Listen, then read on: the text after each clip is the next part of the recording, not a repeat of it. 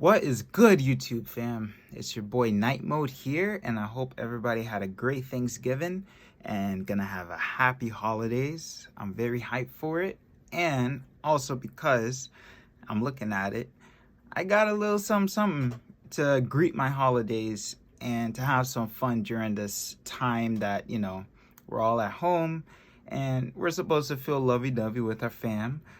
But my fam has kind of been these instruments as well. I can't disrespect that. So without further ado, let's hop right into it. It's lit! Bada bing, bada bing, bada bang. Bada bing, bing, bing, bing, bing. Alright, before we get to that, I, as you can see, got a new audio interface. And it is one of those that, it's like the Apple of audio interfaces, right? You've got to pay premium. They say, or they claim to have, the top quality, blah, blah, blah, blah, blah. I'm gonna get to what my thoughts are on that in a sec. But first, we got to start off with where I started. And this was the first audio interface that I ever owned. I had this for, probably almost 10 years now, to be honest with you. As you can see, I put some tape to put some Velcro to mount it under my desk at the time. And, it's been through a lot. Some of the knobs are kind of popping out. You can't really tell off the camera, but it's popping out. The top, or the left, I should say, output doesn't work. Yeah, this thing, I brought this to one of my birthday parties I had at the hotel in Miami. I brought this as well as one of my speakers so then we can have something to play music. That was literally the only thing I had at the time. I mean, it's not bad, that's for sure. I'm not complaining, but at the same time, it's like, you gotta bring that, and you gotta bring one of those heavy guys over there, the JBL 8-inch whatever monitors. Yeah, so this was the first one that I had, and as I said before, pretty much a lot of it crapped out. If I go to a certain volume, it wouldn't play. It would only play after. Oh wow, I can't even turn the knob. Oh, okay, it's all the way max. But yeah, so if I go to 50, pretty much that is non-existent. I could go to like maybe 30%, or I could go to like 70%, but anything around the normal range that I'll usually listen to music, it just doesn't play. And yeah, it is what it is. Overall though, I mean, this was the first one I ever had. The sound quality going into something like this versus having a basic, I don't know, a little JBL speaker or Beats pill or whatever they call them, this was definitely an upgrade as far as sound quality, but I didn't really know how much further I can go. Right, so next investment was this guy over here. Well, technically no. Before this, I had one of the Focusrite Scarlett 2i2, I believe it was, and I don't know, I returned it. As you can see, it's not here because I bought it off of Amazon and I tried it out, and I was just really disappointed with the fact that like the volume output was not nearly as much as this guy here. I mean, this pretty much, you get to throw this all the way to, what is it, monitor, and you could bump up the volume, plus you can add gain and all that good stuff. So this was like insanely amazing as far as volume wise. The Focusrite was just lacking as far as volume. Everything else, I don't know, man, because you would see like the light. Imagine this was the light for the Focusrite. I mean the Focusrite, and every time it clips, it will let you know like, okay, you're clipping. But I will be at like 1 dB of gain and it's clipping, and it's like, it's just weird. And I looked it up online, and other people were having the same issue, so I'm like, okay, well, I'm good. Long story short, so after that I returned it and I went to Sam Ash and I got this guy here. Now this was a solution for multiple things. One being that this is the MG10XU, meaning that it has the USB in the back to connect to the computer, so it kind of acts like an audio interface as well as a mixer. I had a lot of friends over at the time. This is before pandemic hit, where pretty much I would have a couple amps, guitar amps plugged into here. I'll have my electronic drums plugged into there. I'll have a microphone or two plugged into there, plus the USB going to the computer, and then the outputs going into the monitors, right? So it really did work very well for that. And you know, you can adjust all of the highs, mids, lows of each channel, make it sound very nice and in sync. And overall, it was really great, especially for jamming with my bros and, you know, having a great time. The reasoning now that I decided to get that guy over there was because I felt that, all right, so number one, I like to record guitar on my songs that I do on FL Studio over there. And that's the main instrument that I like to record, like real instrument that I like to use to record, right? So one of the downsides that I noticed was I had to go do kind of loops in order to record from this to the computer. And what I mean by that is, first off, I always got to remember to turn off stereo and record in mono, right? Second, I would have to turn the output level all the way down. I could turn up the headphones a little bit, but for some reason it still protruded into the recording. So I just dropped this down. I used the phone that I'm using to record right now. I went on YouTube, went to a BPM that matched the project I was working on. So let's say 150, I would go to 150 BPM. It would give me a click and I would record that way. So all in all, it was just going through loops to be able to make this even happen. And that wasn't the most efficient way. Plus, I noticed that I was peaking very, very, very, very easily with using this guy here. And it was something that was very frustrating altogether because, you know, I plugged in my guitar straight, I plugged in my amp, that was going to my amp straight. And no matter the solution I tried, no matter how much I tried to turn it down, it just wasn't what I was anticipating. Plus, you know, I mean, I spent a decent amount of money on that Fender guitar over there, and I felt kind of like I was cheated a bit, you know? It's like you spend all that money and then you're not getting the result that you want. So it's like, okay, is it really the guitar that's a problem, or is it the way that I'm trying to record is a problem? So with that being said, let's come over to this guy. So like I said before, this is pretty much like the Apple of audio interfaces, right? Because this is honestly an $800 product, not cheap at all, versus, you know, this was like $150 and this was honestly like maybe $200 at tops. Not that expensive stuff, but you know, I didn't really know what the perk was of having something that was like $800 like this. I saw a video of some of my favorite producers, Hippie Sabotage. They were doing some challenge where they get like a crate and then they take the items in there and they try to make a song. And I noticed that they had this on the desk and they were utilizing something like this. So I've always seen this on people's desks that, you know, are very popular, very famous, whatever the case may be. And you know what? I decided it's Black Friday. I'm gonna bite the bullet. I'm gonna see what this is about. And let me tell you, insane what this thing can do, man. Insane. Absolutely insane. Like, I never really understood it, but now I do. I still don't really understand it, to be honest with you.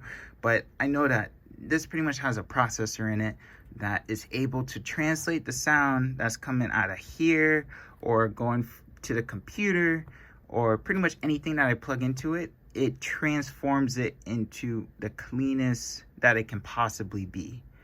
And it really is something that you just got to try out to understand.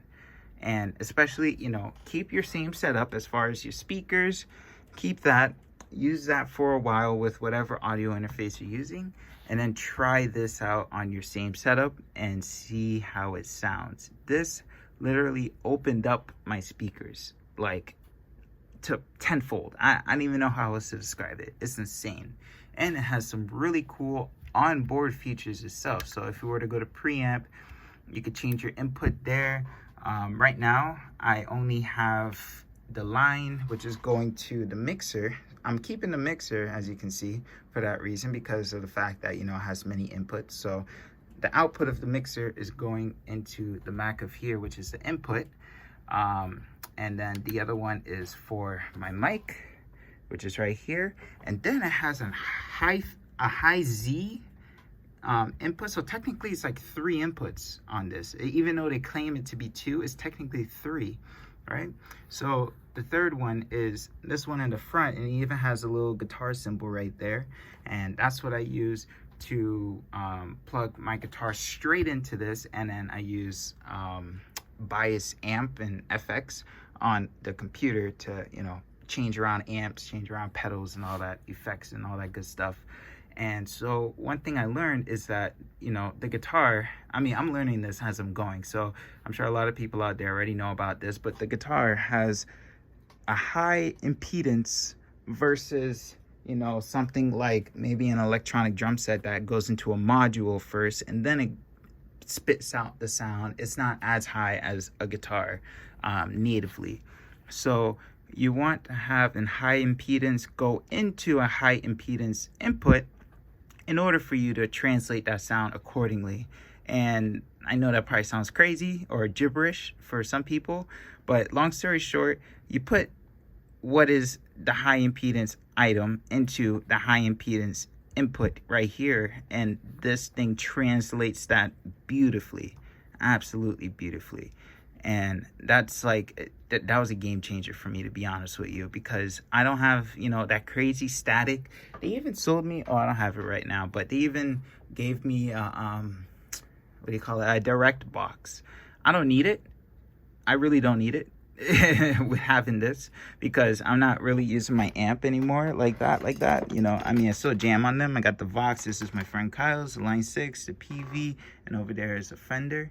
But yeah, I mean, I really don't need it. With this input, it's beautiful. And the fact that, like, you know, I can still have my mic plugged in, the SM7B, plus the mixer plugged in, it's like everything is covered. It's insane. And the fact that they advertise as 2 inputs, it really is misleading. That's one thing that, like, I'm not too happy about with them, you know, because overall, as a business standpoint, you're kind of just misleading your audience until they figure out what the secret is behind it. But outside of that, you know, it has, as I said, onboard features. So pretty much with this, I don't really know what this one is called, but if you turn it on, it's like, if you were to talk into the mic, you will be able to hear more resonance, not necessarily in the best way. So I leave it off when I'm doing recordings and stuff like that. And it does a great job of, like, you know, noise canceling everything else that's outside. And yeah, it's like a noise canceling in my head. I don't know what the word is for it. Pad, haven't really messed with it that much, not too sure. Of course, this is pretty much like your phantom power. Press it on, and then I think you gotta hold it to turn it off. This is like a high pass filter. So, you know, if you want to get rid of, like, maybe that muddy lows in your guitar or your microphone, you just press that and it already does it. You don't even have to really do much on the computer itself. And as I said before, this is how you change the inputs. For monitor, you have 2 monitors. You have the one that goes out to your speakers, and then you press it again, you could go out to the headphones and you can adjust the volume that way. So same with the preamp, you can adjust the volume for whichever input you're using. When my guitar is plugged in, which is really cool, it will say high Z, and it's saying that right now because I have the plug plugged into it. But if you plug it out, pretty much it will just show you mic and line. So I thought that was a pretty cool addition that they did. It's like smart enough to know, like, okay, what's plugged in? How do I have to, you know, maneuver in order to get the right sound that is trying to be created? You know what I mean?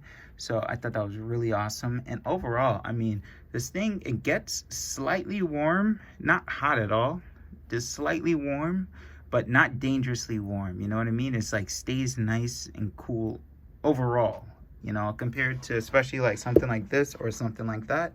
If you feel it, I mean, this thing has like no vents, dude. Like, I'm just feeling it right now. It has 0 vents whatsoever. all around it. So I think it's really hot, and I always feel like kind of sketch about it. But this one, I mean, I don't leave it on 24/7. I only use it maybe like 8 hours out of the day. When I'm working, I'll have music playing in the background, and listening to music with this thing has just been a game changer, man.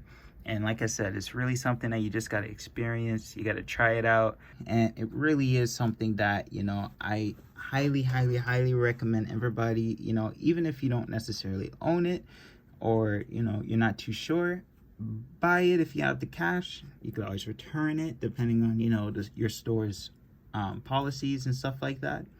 But definitely recommend giving this a shot. I really was skeptical about $800 for something like this. Plus, you know, they always talk about it has plugins and all this good stuff to make you sound even more HD and all that stuff. Honestly, I didn't even bother with any of that stuff. I just, once I heard what it is, it was what it was.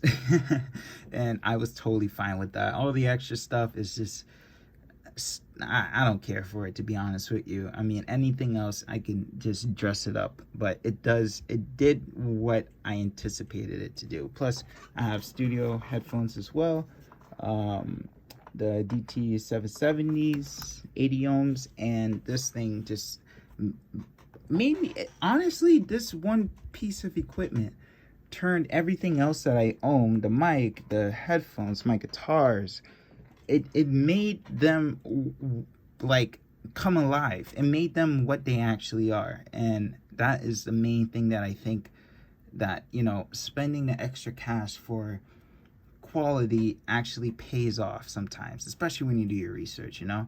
But, you know, going cheap, Focusrite or PreSonus, Yamaha, I mean, you can, obviously, I've done it for years, but going to something like this that is so high quality, so, I don't know how else to explain it, but give it a shot. If you do give it a shot, definitely comment on this video what your thoughts are. Give me your take on them. If you do have any, you know, suggestions on setting it up on your computer, definitely let me know. I'm very interested to, you know, find out how you guys are utilizing this tool. And overall, if you do have any questions or concerns about this, definitely let me know as well. I might be able to answer it, because I did have to do some stuff on the pretty much the program version of what's it called, console, UAD console. I don't have it up right now, but yeah, I had to do some stuff on there in order to get the guitar to, you know, the monitoring to not come back. And that's pretty much go into the console, drop the volume, and then you're good. And then I use bias to get the amplifying sounds of the guitar. But yeah, so if you do have any questions or concerns, or you're curious on this, definitely let me know. I'll totally help you out. And yeah, with that, I just wanted to do a quick little video on this thing. I'm just so amazed that I had to do a video on it. It's so nice too. This is the Duo, by the way. This is not the you know, Thunderbolt in the back or anything like that. It's just, I pretty much like, probably like one of the first editions, I'm not too sure, but yeah, the one for Windows. So with that, I hope you guys have a great day, and yeah, leave that like, subscribe for more, because there's a whole lot of stuff going on with that, going on with the sim over there. I gotta do a whole room tour soon, so definitely stay tuned for that, and I'll catch you guys in the next one. Later.